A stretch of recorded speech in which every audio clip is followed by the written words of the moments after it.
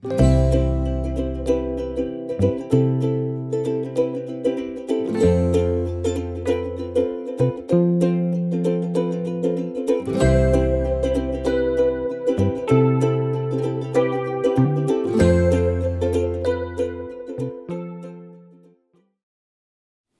I sat down to think about it, there are really 5 things that inspire me as a photographer.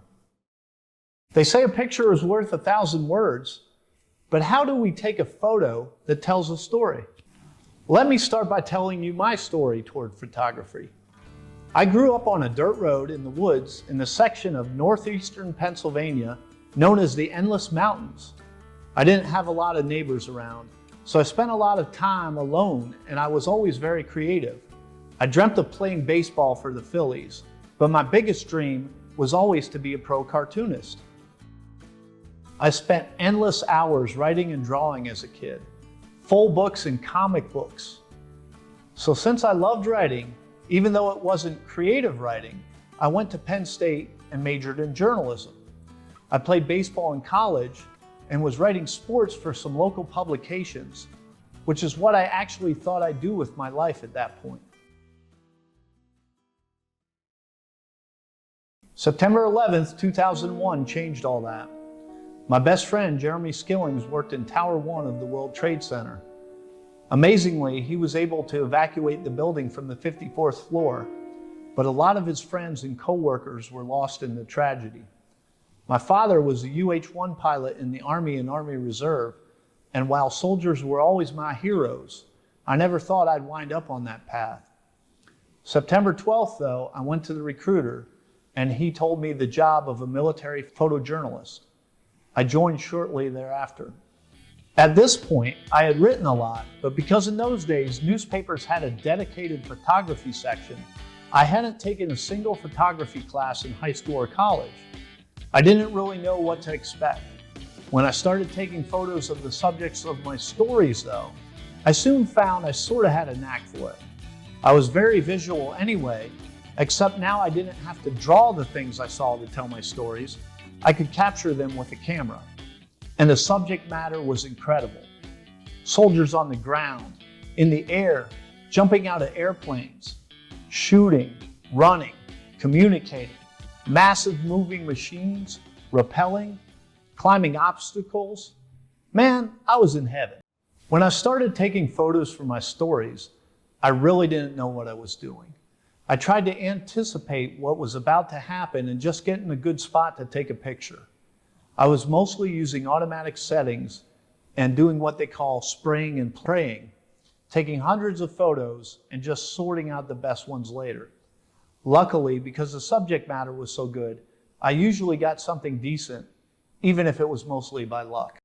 My storytelling through photography deepened when I deployed with the 101st to Iraq from 2005 to 6, and I got the chance to cover soldiers on combat missions. I was writing about aviation and what Army helicopters bring to the ground mission and how they support the objectives of ground commanders through the perspective of the foot soldiers. To do this, I had to be where the action was. I traveled with the infantry soldiers on their air assault missions and was afforded the privilege and honor of covering them while living life with them. Along the way, I also tried to document how the people of Iraq lived. I was telling the story of the deployed soldiers, but also got a glimpse into the lives of the people surrounding them.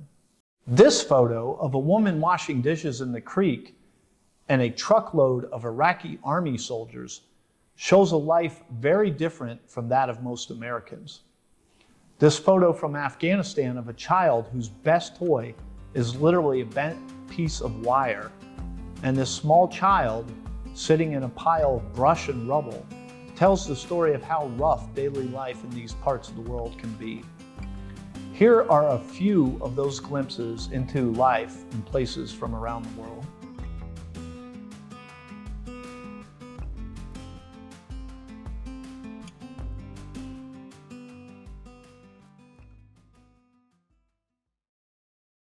So basically, if you go out and take pictures of an event and the people around it, and you look for interesting things, I think you're already on the path of telling stories through photos. In Afghanistan, from 2010 to 11, I came to truly understand why the job of a combat photographer is so important, and why it is important to tell the stories of the soldiers we are covering and to do them justice. Some of the people I photographed and wrote about spent their final days in those rugged mountains of Afghanistan. I wish I had concentrated more on photography in those days. Here are some of my photos from those deployments. Some have made it into history books, museums, and even at least on one monument I know of. None of this is because I am a great photographer at all. I'm still working on that every single day. In fact, many of these photos are sloppy and over-edited now that I view them again. But I think they have value because they tell the story of a piece of American history, which I have had the extreme honor of having a chance to witness. I think my favorite military photo is this one of a scout perched high atop a mountaintop in Afghanistan. It resonates with me because I had to climb the neighboring peak with him to get it. And the soldier is surrounded by rugged, captivating rock formations. And he kind of looks like he's watching over the land below, protecting it, which he kind of is. 25 years later, I'm still telling stories with photos.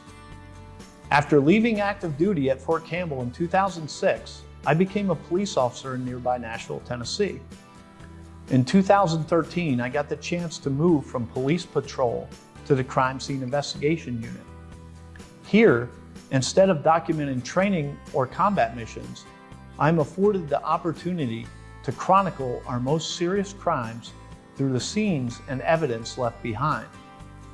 The better and more thorough job I do in capturing relevant details surrounding the crime, the better the chance our team has to be able to uncover the truth behind the event and identify the people involved, hopefully leading to the prosecution of a guilty party.